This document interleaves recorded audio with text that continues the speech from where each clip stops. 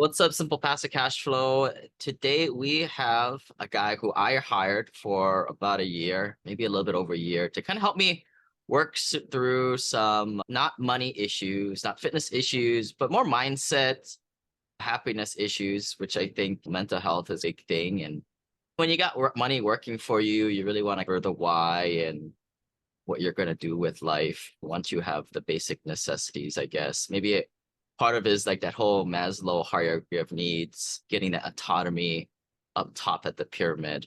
We're going to place this and other similar information on simplepassivecashflow.com/happy if you guys really like this kind of angle.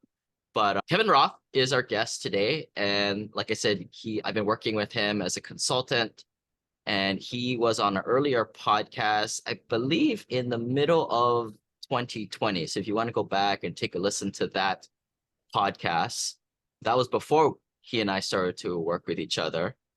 But thanks for coming on, Kevin. Why don't you share a little synopsis of that first podcast, a little bit about your story, and then we'll kind of go through some lessons learned that I had, and maybe you can help myself and the audience retrace the steps, right? Because I think a lot of listeners are very similar to myself, the type A, work till you die, get a gazillion dollars when all you really needed was $4 million, and that type of strange personality as we joke around. But yeah, very unusual and life-changing experience that you had. Why don't you share that real quick for the audience?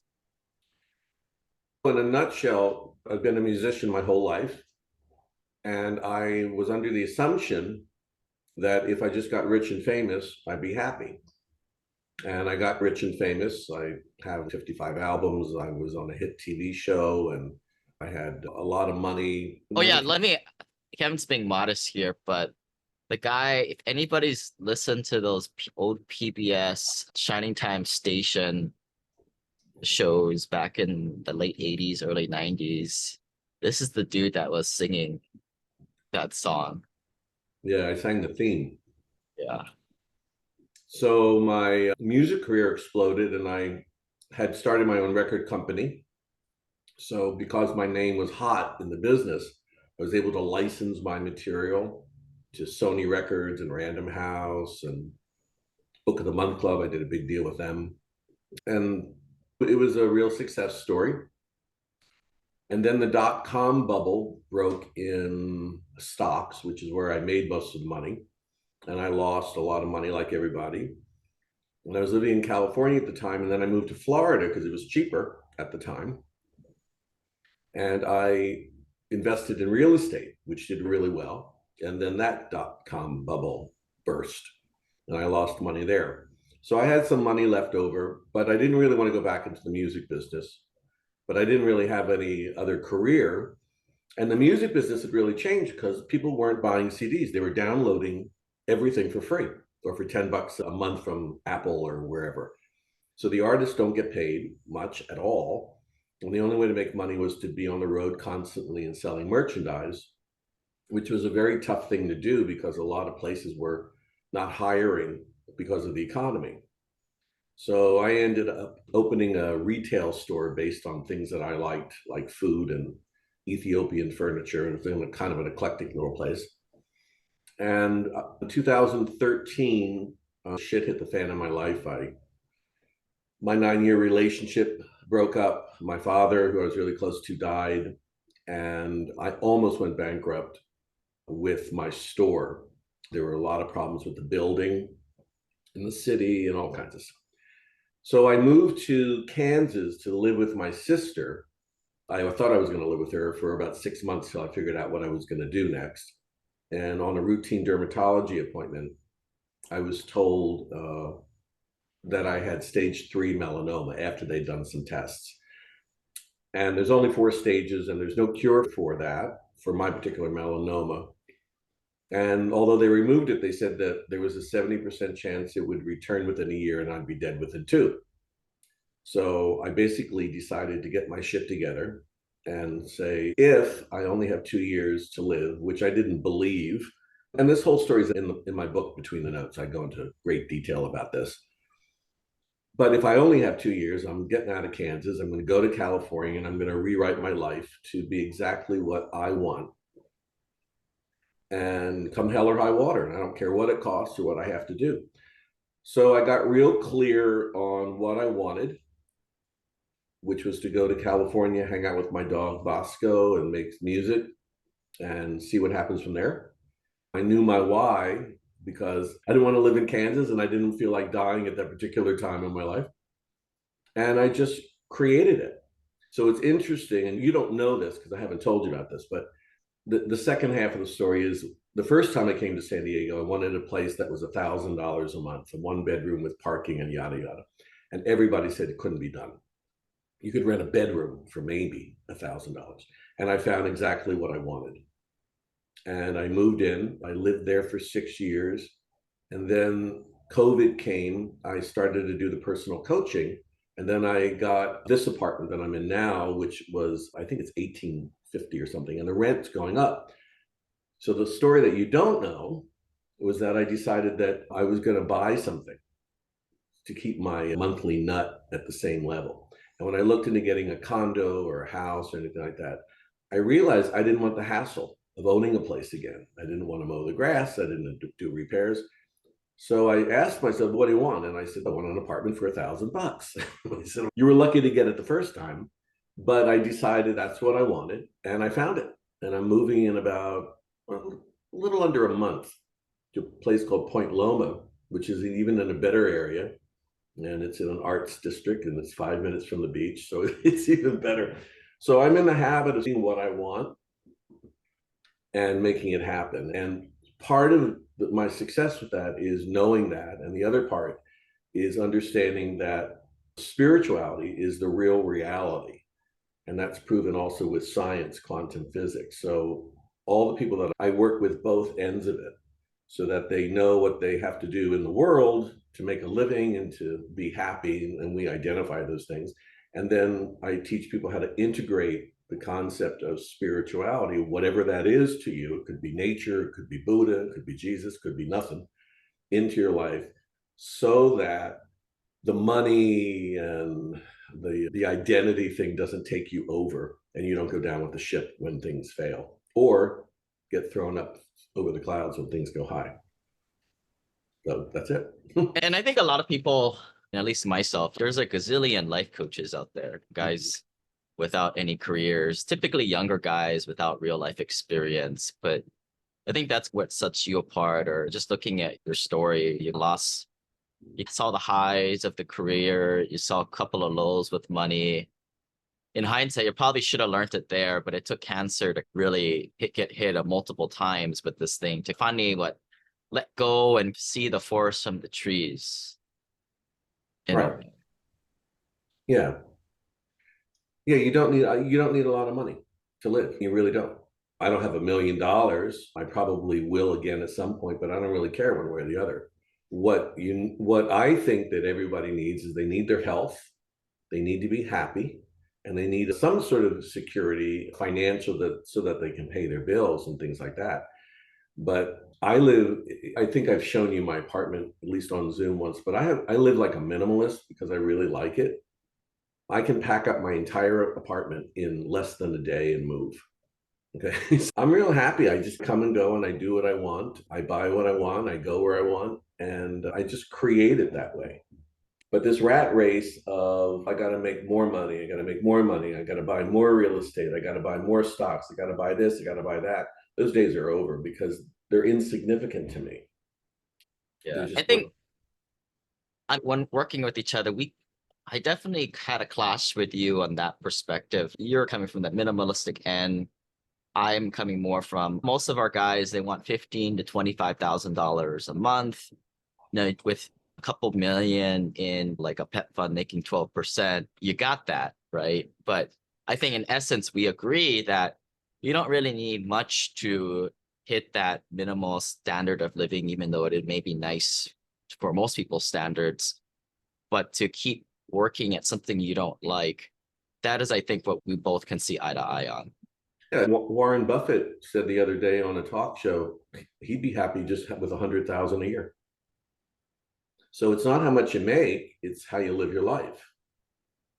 So if you're going to kill yourself doing things that you don't like and living inauthentically or living under a lot of stress and pressure. I remember the days when I got in Florida, they were building condos like popsicle stands, and I was flipping them. And then suddenly no one wanted to buy them. And one of the leading causes of illness is stress and inflammation. So I was really stressed out because I was a couple 100,000 in this or whatever I was in, I forget. Those days are gone. I don't worry about them. I invest in CDs, get 5%. I'm making money on money that I don't really use. So I keep my life and I coach people to find their priorities.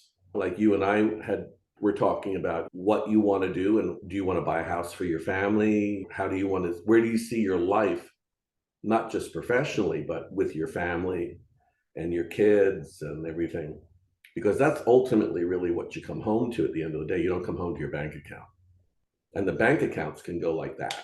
Yeah. So you sent me on a series of exercises and homeworks. What was that one where you told me to write down? There were like three things you told me to write down. And at the end of the days, those are the kind of the really things that you remember or meaning. I think family Well, was one of them. in my book, I outline the three very early basic questions are what really matters to you? Why does it matter? And what are you going to do about it? If you don't want to live in debt and let's say, I don't know, learning to play the guitar is like really important to you, but you can't afford to do that with a $3,000 a month mortgage payment and a $500 a month car payment when it's just you, a wife, and a kid. Sell the damn things. What do you need them for? You don't need to put yourself under pressure. If you're making the kind of money where it pays and you've got some slack and room and there's no stress, then if you want it, sure. But a lot of people live under a lot of stress, and that's what makes life miserable. I mean, really, if you think about what is happiness, happiness is really doing what you love to do, being healthy, because if you got your health, you got your first couple million. And really, it really comes down to self-love, radical self-love. Of saying, I don't need to put myself through the ringer. I don't need to make $20 million. I don't need to own this and own that and own this and all that. And this is what I like. I have I have a relative who is beyond rich. Beyond rich. He's got more money he could wipe his butt with. This guy is loaded. I think I've talked to you about him before. And I talked to him the other day about watermelon. And I said, God, the watermelon's 79 cents a pound here now. And he said, I would never buy it. I said, why? He said, because watermelon will come down to 59 cents. And I said, what's the difference to you? You can buy every watermelon in the country.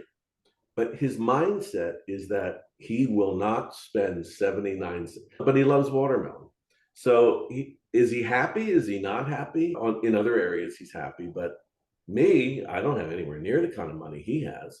And if I want the watermelon, I buy it. I'm not going to remember it on my deathbed. At the end of the day, when you're on your deathbed, you have to ask yourself, what did I do with my life? Did I live a happy life? Did I help other people? Did I leave the planet with something? Did I understand the spiritual equation to everything? Pretty much. So something that people always ask me is the simple passive cash flow thing has definitely gone viral since starting it back in 2016. And I'm pretty lucky. If you're going to start a podcast or YouTube channel, or especially a blog, good luck. Ain't going to happen these days.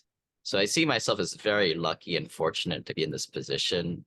One family value I have is always use something, don't waste things, which is why I continue to do what I do. But you help me uncover something, like instead of just being the guy doing everything, kind of help me find the path to letting go and creating this team that helps me do everything behind the scenes. But then you also help me uncover that I don't really want to be the CEO, the guy at the top. At the end of the day, what made me happy was getting on the phone with investors, helping them on board onto alternative investments, in a way. I call it the chief technology officer, in a way, that guy who keeps doing that stuff, but the ship is driven by somebody else. Of course, I have the trump card. I'm the owner, but the way I don't know if I told you this, but I got this from you back in the day. You hit your stride with children's songs, right? You don't like kids. But at the time, I didn't like kids. Yeah. No, I mean, like, well, I did. It's not that I didn't like kids. I didn't like performing for kids because I wanted to be an adult performer. But I had two strides, two waves that I hit: the kids' music and the dulcimer. I'm well known with the dulcimer and dulci meditation. But I'm like you in the sense, and we had talked about that during our sessions, that you're an out of the box thinker. You don't need to do those things. You're better delegating other people to do the day to day stuff because you're happier creating stuff, and that's where you get you keep your fingers in it, but that's where you discover that you were happiest as an out of the box thinker, almost like an artist. Yeah. I have another buddy, like, change the business so they don't know who they are, but they essentially run like a chiropractor kind of practice. And everybody tells them, you need to be the business owner, be the business, run the business, grow the franchises. But the guy just likes to interact with patients. In a way, that's what I am. And there's nothing wrong with it. The biggest thing is owning what you like and then not just following the track. And I think that takes a lot of courage. And I think that's what I took from your story. I think you were, like you said, correct me if I'm wrong, but when the music industry started to change, the name of the game was getting on tour, which is a lot of pain in the butt, and you didn't want to do it. So you looked elsewhere and then following the norm on that. Yeah, but things always come to me. In the book, my book Between the Notes, which just came out, it won an award from Amazon, bestseller kind of award too. I should throw that in because I forget about it. I talk about that in my early life. I had premonitions of three different phases of my life. And the first phase was that I would just have a difficult childhood and kind of wonder what I was doing on the planet. The second phase was I would still struggle, but be very successful in money and business. And that was true. And the third was that I would end up being some sort of an esoteric kind of teacher that taught the balance between spirituality and living in the world and the illusion of that, and where quantum physics comes in. So I think the reason that people come to me as a coach is because I'm completely authentic. I only teach what I've experienced. I don't have a plaque on the wall from School 101 from Siberia or something like that. Because what I do works. And when my clients use the tools that I teach them, their lives completely change. I've seen it over and over again. But at the same time, I was doing another podcast and he was a coach and he was telling me, you could be a rock star coach with your story and you're really different. And I said, I have no interest in being a rock star coach. I'll work with 6 clients at a time. I don't care. In fact, I've turned down several clients at a very high price. I was charging a lot of money because I knew that they weren't going to do the work. My thing is that if you really want to change and you're all in, your life will completely change and you'll never look at your life the way you used to.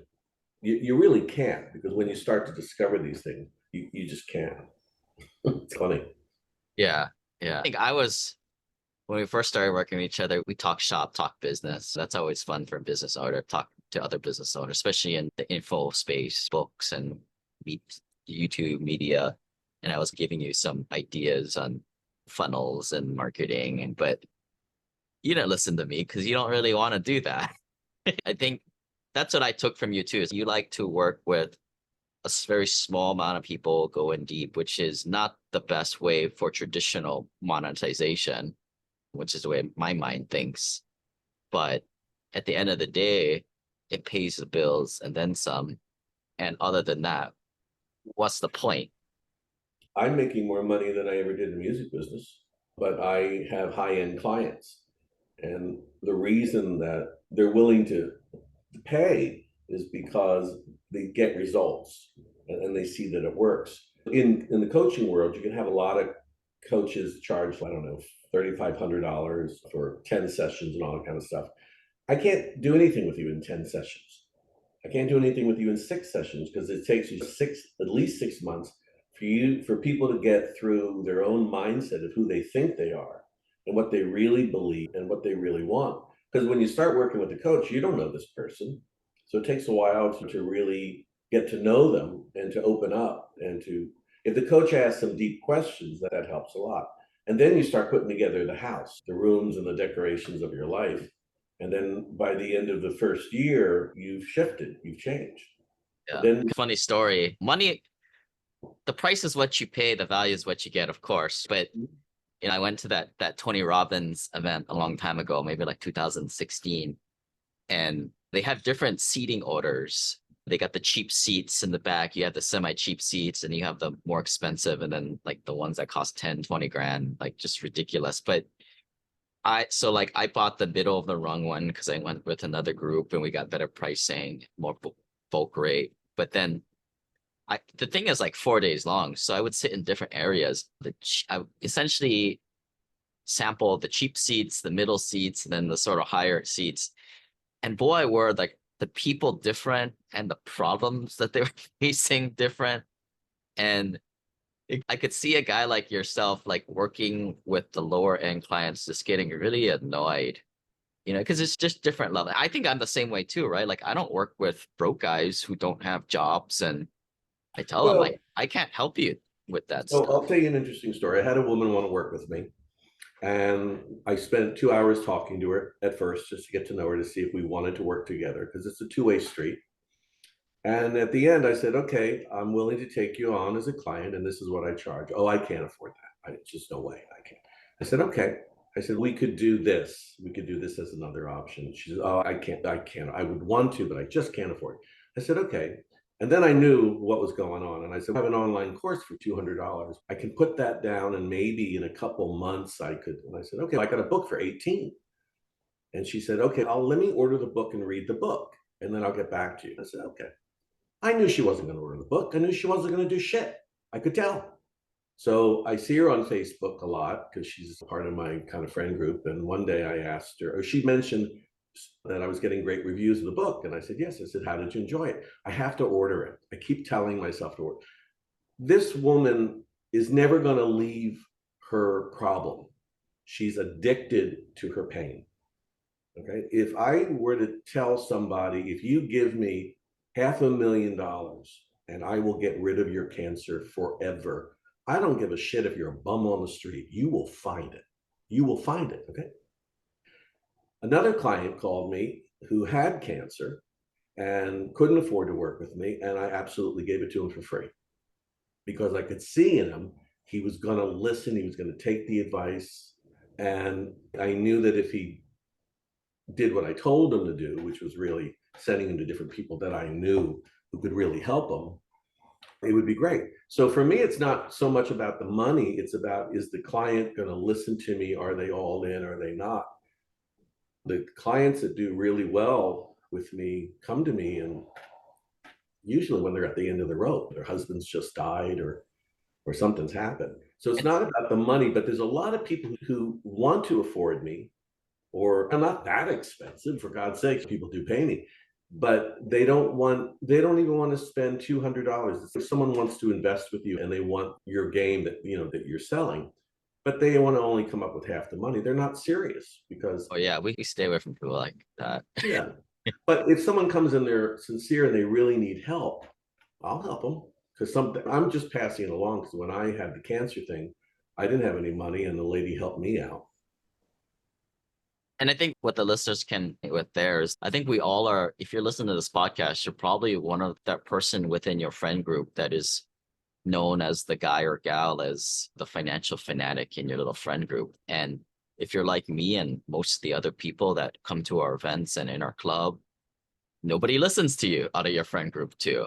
And man, is it a pain to just climb uphill with people? And that's why people join our family office group that has over 100 members now. And we allow people to test drive one event. The next one is going to be in San Diego, although I don't know when this is going to air, but Hawaii. When people come, it's like night and day. It's instead of going uphill with friends and family talking about this stuff, you're skiing downhill, holding hands and singing Kumbaya. And I think that's exactly what you're talking about, right? This is your craft, and you almost do it for free, right? When you're finally going downhill with somebody who is open-minded and taking Oh, what you're telling. I found that when I'm serving people, when my interest is in really helping people, they show up. The right people show up, and the money comes in weird and mysterious ways. So if someone's listening to this podcast, obviously they're probably invested with you. If they were to have happiness and joy in what they were doing alongside with the money, their lives would look different. Their lives would feel different.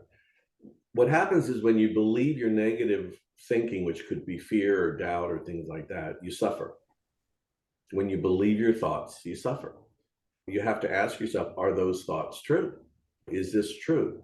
And you end up getting down to the nub of it and saying, well, this is who I am, and this is what I really love to do. And I don't want to invest in an apartment building. I want to invest in a green technology building, or it is that makes it work for you, or to take the money that you're making on other things and do something that serves you.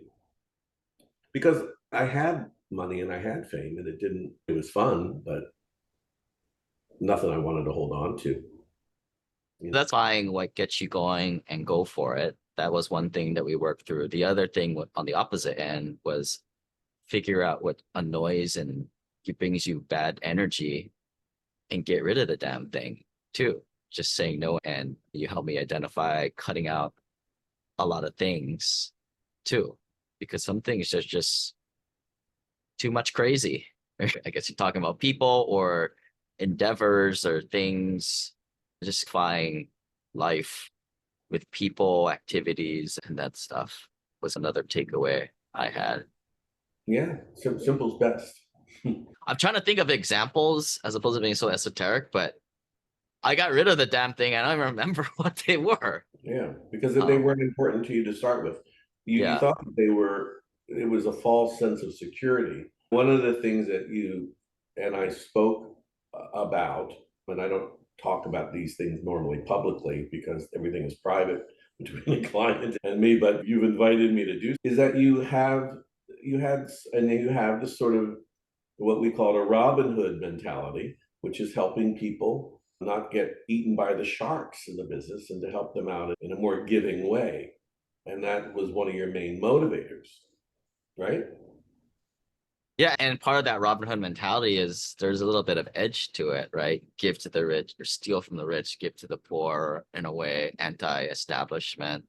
Yeah, not to And mention I think at one time I felt maybe a little guilty of that, but I think you helped me see that's who you are. That brings me energy. That whole vendetta. it's more the creative process. Yeah. The more whatever you can do, the least amount of sweat and aggravation, the better. And then it opens up the question, what is real and what is really important? I don't know if you got to watch it, but I sent you a video yesterday from YouTube about a doctor. I forget what kind of doctor he is, but he was electrocuted. He was on the phone and the storm hit, and this bolt of lightning came, and he basically died. He left his body, and someone found him, and he saw his mother-in-law kind of running towards him, and he wondered, why can't you see me? And he says in this video, he realized that he wasn't his real body, that his consciousness goes on, and it goes on, and it's not just the body. When the ambulance came and they revived him, it completely changed his life because he always thought that he was just this, what they call the meat suit. So that's a really important thing to ask, because when you say to yourself, who am I for real, on a not just spiritual level, but a scientific level, quantum physics tells you that this is pretty much an illusion, a joke. This world is basically just energy, and atoms are 99.9999% empty and all that kind of stuff. It gives you a different perspective. This was the part that you and I actually never really got into deeply, but it gives you a different perspective. So a client of mine who's learned about this ended up in the hospital for something, And she said that she was in the emergency room and she was perfectly calm. She was aware of what was going on and everything was fine. And another client of mine, a big real estate deal fell through. And she said, I can't believe I didn't go nuts because I realized that something else better will come along, and yada yada, and it did. So it's a funny kind of reality when you learn about the spiritual slash scientific viewpoint, because it changes your viewpoint on everything and it becomes actually more fun. But what's that? This is funny. You mentioned that children's song, "Row, row, row your boat." Yeah, gently down the stream, merrily life is but a dream. It's the truth. Yeah, I watch a lot of near death experiences on YouTube, and they all say the same thing. There's videos from doctors, neurosurgeons, people with a lot of degrees, a lot of professionalism, a lot of money, that literally died, clinically died, and had this experience and came back. And they all say the same thing, that this world, these jobs, these material possessions that we have, in the end, don't mean shit. They're nice, but they don't mean anything. So if you're gonna die, which everyone is gonna die, and I would think that people would want to know what is the real deal. Now, there are people that don't, like my father didn't want to know anything about anything. He's just, no, you're born and then you die and you make money and you try and be happy, and that's end of story. And that really isn't. So I think what makes me unique as a coach is that I have to really engage that idea, integrate that idea into people's lives, because when you change the way you look at things, the things you look at change. And life just becomes a lot easier when you're looking at the spiritual slash science element to what is real. Your values change, better things happen. It's no mistake that I found another apartment for $1,000 a month. Could I afford a $3,500 apartment? Sure. I have absolutely no need for it. I don't want a gym. I don't need a sauna. I don't need a doorman. I need a little funky little place to hang my hat. But that comes from being clear and listening to my inner voice and knowing what that inner voice is and how to summon it up and what to do with it. It's a real subtle art, but that's the thing I love teaching. So we talked about the average listener, which is essentially like another me. I mean, you've had other clients in the similar space. What's another like very common like kind of thing you work through? Changing a perception or epiphany, I guess. The first thing is people are usually very hard on themselves. That's usually the first thing that we have to accomplish, is to realize that there's no need for that. You can actually really like yourself and love yourself, have date nights with yourself, and it's perfectly fun. You become less needy. You become less dependent on other people. You're okay if things happen. You're okay if things don't happen. So that's the first thing, is a radical self-love. And the second thing is stress. We take on stress because we worry about the future. The future's not here. The past is gone. All you have is now. So you don't know what's going to happen with your money. I should have had $30 million by now. That didn't happen. I should have been dead. That didn't happen. So when you believe your thoughts, which often are fear, and fear stands for false evidence appearing real, makes for a lousy life. And then people feel stuck. They want to do something, but they don't know what it is.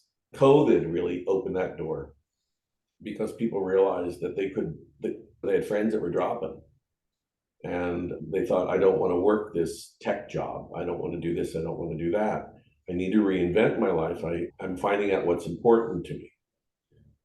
And a lot of times with women, especially, kids are grown up. There's nothing much exciting going on in the marriage, and they forgot who they were before they got married. They wanted to be an architect or a nurse, or they wanted to do these things, but they became a mother and a wife and whatever they chose to be.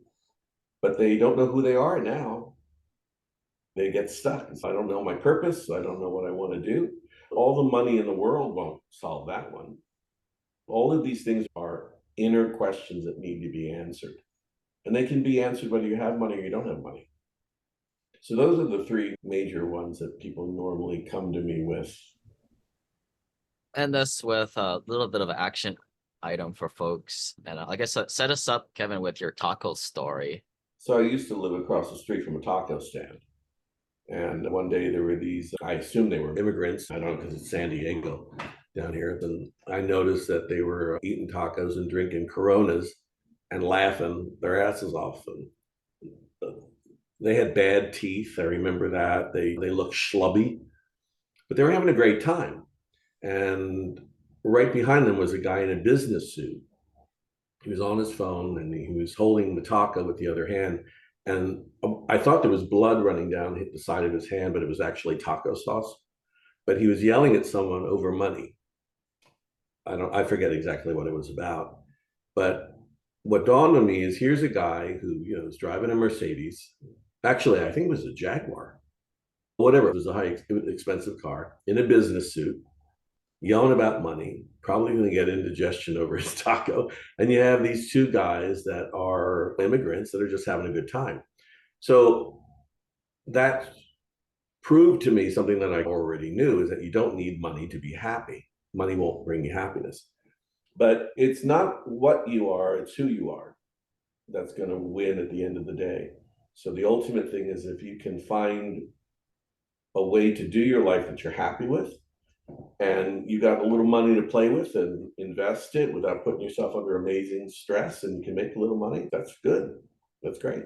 The action item here is once you're done with this podcast, go out and head to your nearest taco stand or heck, even Starbucks, and maybe just observe people in the different states they're in. They're all working through their own problems, some pursuing money more than others. What's their kind of state they're in? And then maybe self-reflect on that point. And then when you're there, because all you guys use their free Wi-Fi, I don't know why, you probably have some bandwidth on your current plan on your phone. Check out kevinroth.org and then check out his new book, Between the Notes, Practical Ways to Find Your Inner Groove and Dance to a Beat That Makes Your Heart Sing, on Amazon. Man, that's a mouthful, Kevin. Just go Kevin Roth, Between the Notes. Yeah. Not between the sheets, between the notes, folks. First it's between the notes and then you get them between the sheets. Thanks for jumping on, Kevin. And then again, folks, we'll put this and other similar material at simplepassivecashflow.com/happy. Now you know, against the advice of my staff, still get on the calls with you guys. If you guys join our club, simplepassivecashflow.com/club, you get your free intro call because it makes me feel like Robin Hood and gives me some purpose in the life. But I try not to do it more than a couple of times a day because then it just cuts into family time and hobby time and stuff I got to do. But thanks for listening, guys. We'll see you guys next time. Bye.